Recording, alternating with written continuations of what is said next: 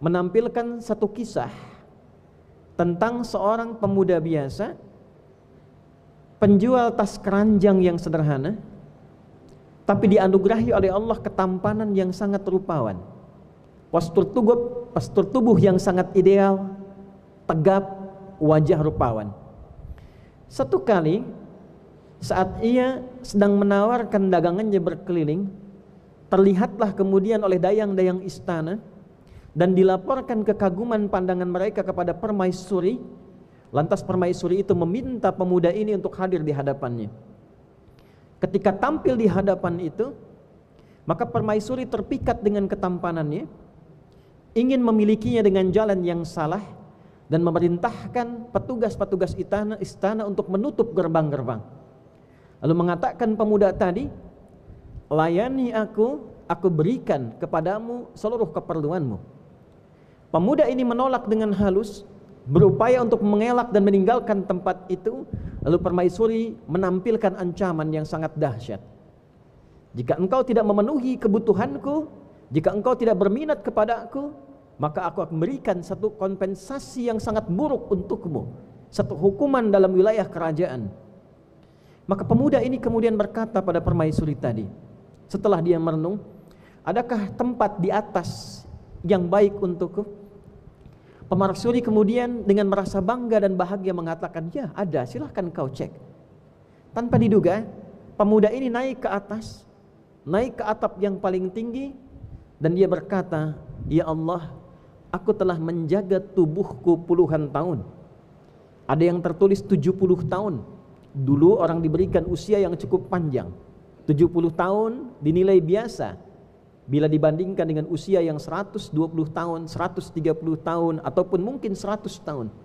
Dia berkata, aku telah menahan diriku, menjaga tubuhku dari perbuatan-perbuatan maksiat untuk menaatimu ya Allah selama puluhan tahun ini.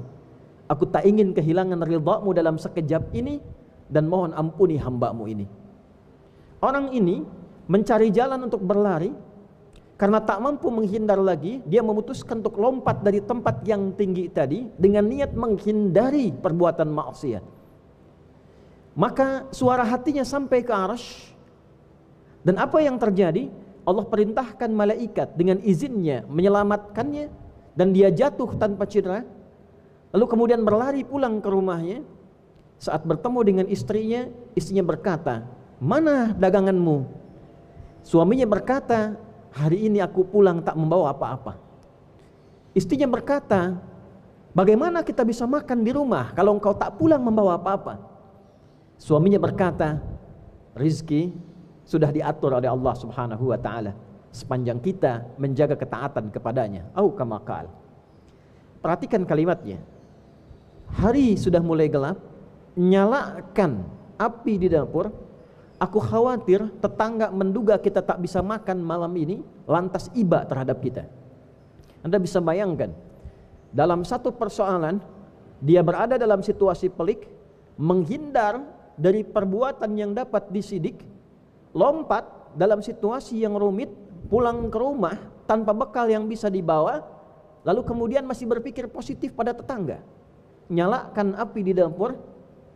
Aku khawatir tetangga akan menduga kita tak makan malam ini dan merasa iba pada kita. Istrinya dengan penuh ketaatan menyalakan api di dapur dan kembali ke ruang bersama suaminya. Seketika dikagetkan oleh ketukan di luar, ternyata tetangga sebelah meminta izin untuk mengambil bagian api sedikit, meminta bagian api sedikit untuk kebutuhan dapurnya.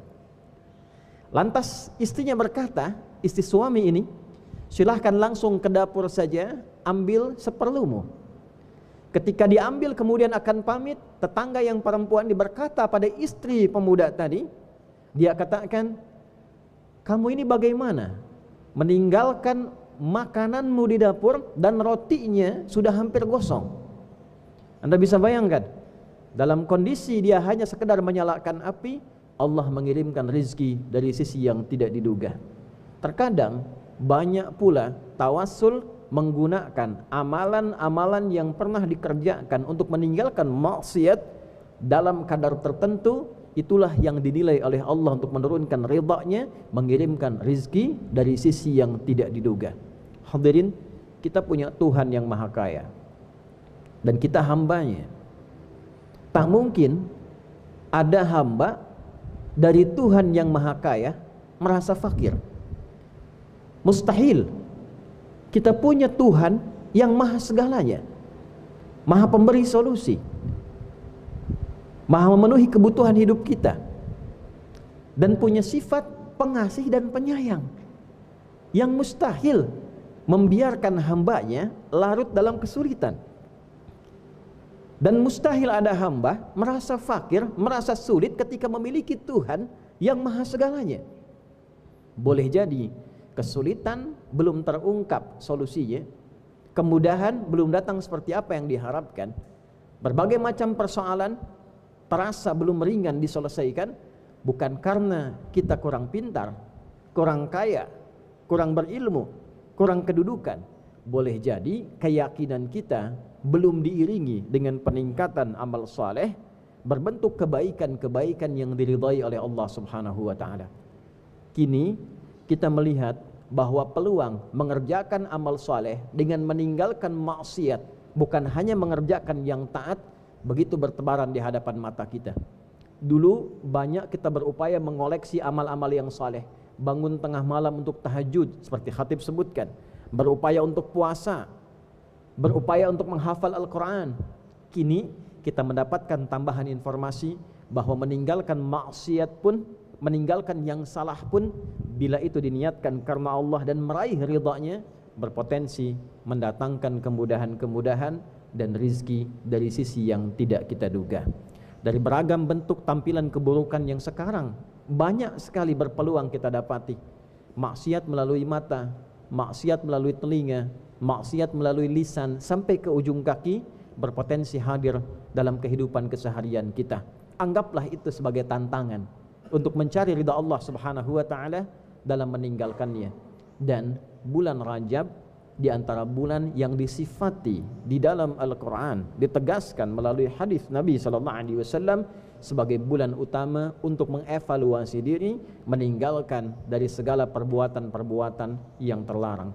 Inna iddatash syuhuri indallahi 12 syahran fi kitabillah yawma khalaqas samawati wal arda minha arba'atun hurum dzalika ad-dinul qayyim fala tadhlimu fihinna anfusakum. Sungguh jumlah bilangan bulan dalam setahun yang telah ditetapkan oleh Allah sejak mencipta lapis-lapis langit dan bumi itu ada 12 bulan.